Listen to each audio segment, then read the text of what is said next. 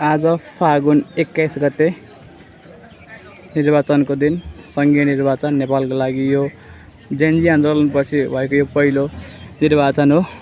यसमा अब नयाँ आशा अपेक्षा जनताको रहेको छ भने बिहानैदेखि भोट हाल्न जानेको क्रम बढ्दो छ भने सुरक्षा एकदम कडा बनाइएको छ।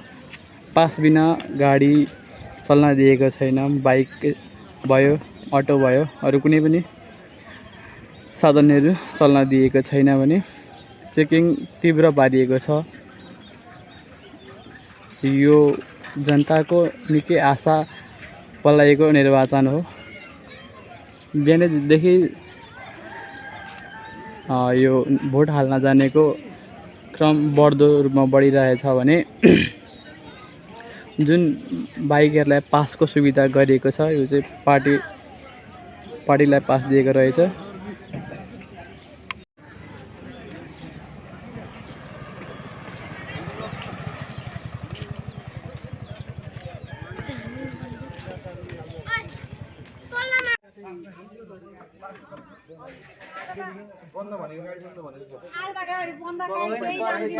बिरामी भयो भने त्यसको लागि अर्कै ठाउँ छ, पास बनाइदिन्छ। तपाईँले छोडेर उहाँ सबैले छोड्छ, एकैले छोड्दा तपाईँले लिएर आउनुभयो उहाँ सरसँग कुरा गर्नु। आज कसैले छोड्नु बुढाबुढी मान्छेले बिरामी हो नि त हौ, बिरामीलाई त हुन्छ नि त। चाबी छोड्नु न, सबैलाई माफ गर्नु सकिन्छ यहाँ, चाबी छोड्नु। कुरा गरौँ न उहाँसँग, तपाईँले अगाडि गर्नु, प्रहरीसँग कुरा गरौँ। बिरामी भन्नु म बरपिपल माविमा भोट खसाल्नको लागि जाँदैछु। यो निर्वाचन भव्य सभ्य रूपमा सम्पन्न होस्। बजाउने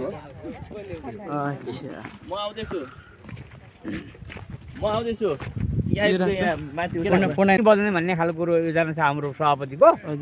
त्यसले गर्दा मुना पलाएर अब नयाँ सुरुबाट काङ्ग्रेसको 7 सालको नीति जुन बिपीको चाहिँ सिद्धान्त थियो हामी त्यो अनुसार चाहिँ अब लान्छौँ भन्ने चाहिँ उहाँको भनाइमा हामी लागेर हामीले भोट पनि परिवर्तन गऱ्यौँ न, पार्टी पनि परिवर्तन गऱ्यौँ न र हामी जित्छौँ भन्ने उसमै छौँ र जित्नै पर्छ। नेपाली काङ्ग्रेस जितेर मात्र यो मुलुक बन्छ र बनाउँछ भन्ने हामीले विश्वास छ र सबै कुरो समेट्न सक्ने भिजन भएको पार्टी नेपाली काङ्ग्रेस हो एउटा हाम्रो देशको। अनि सबैलाई चाहिँ यहाँलाई मिलाएर राख्न सक्ने। सुन्नु न, तपाईँले यो पालि हाम्रो विदुर बस्नेतले जित्नुभयो भने हाम्रो अपुरै रहेको गिदेरी खोलाको पुल के निर्माण कार्य सम्पन्न हुन्छ त?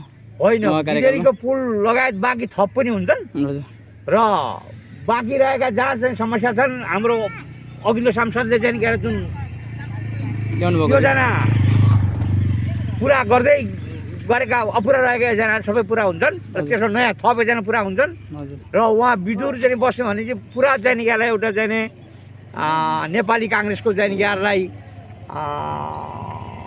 पुनः विवेकशील नेता हो हाम्रो जिल्लाको। 2 पल्ट सभापति हुनुभयो, 1 पल्ट प्रधानमन्त्री हुनुभयो भुवनेश्वर गाविसको, अनि उहाँको दाजु स्वयं मन्त्री हुनुभयो, अनि उदयपुर जिल्लाकै चाहिँ एउटा जिम्मेदारको चाहिँ छोरा हो उहाँ।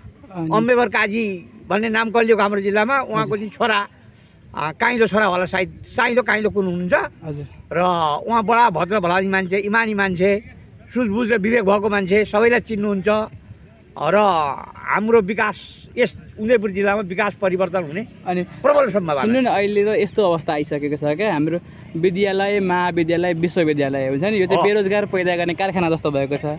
यसको समाधान गर्नुहुन्छ त उहाँले? उहाँ हाम्रो बुझाइमा के छ भने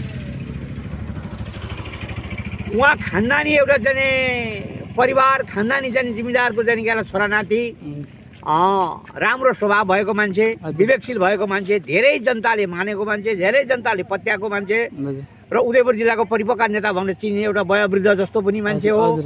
त्यसले गर्दाखेरि उहाँलाई भोट दिँदाखेरि हाम्रो यस जिल्लाको जनतालाई विकासमा उन्नति प्रगति भएर नयाँ मोड जान्छ र सायद यसपालि हामी झिनु मतलब जित्छौँ भन्ने हामीले आशा पनि छ। जित्यौँ भने विकासमा आमूल परिवर्तन हुन्छ भन्ने हामीले विश्वास राखेका छौँ। धन्यवाद। आशा राखेका छौँ। हामीलाई जसरी हुन्छ केले जित्छौ भन्नु न, केले जित्छ? अहिले केले जित्छ भन्ने कुरो अब चुनाव दिएका छौँ।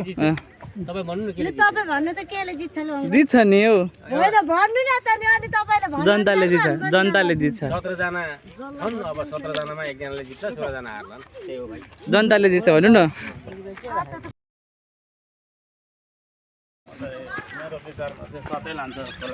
कसले लान्छ हौ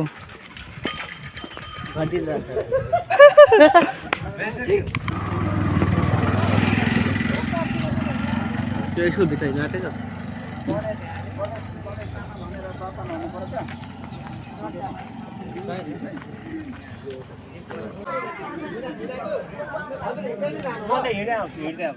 चुनावको चहल पहल देख्न सक्नुहुन्छ मतदाताहरूको छ एजेन्ट हलमा हो भने